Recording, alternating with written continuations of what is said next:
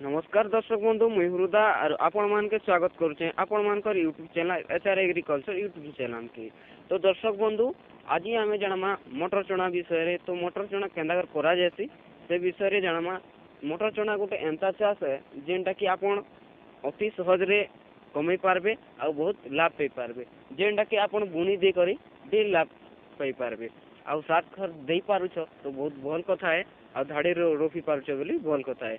आउ एंता भी ई चना चाष रे गोटे खासियत है जेनटा कि आपण बुणी देछ माने हेई जाई पारबा। धान काटी सारला बेले ताके प्लेन रे बुणी देला बेले भी ए चना चाषटा हेई पारसी।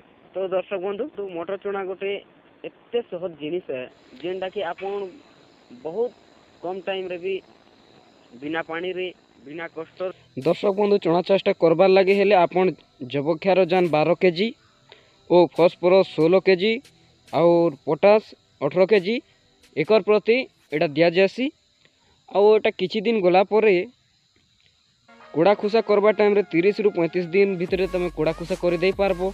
जदि एटा धाड़ी धाड़ी रोपिछ बेले कुड़ा खुसा करबो बेले चाषटा भल हे पारसी आ उन्नति भी हे पारसी। तो दर्शक बंधु एटा आमर प्लान रे बुना हेचे जेनटा कि आम धान काटी सारला परे ए चाषटा करा हेचे।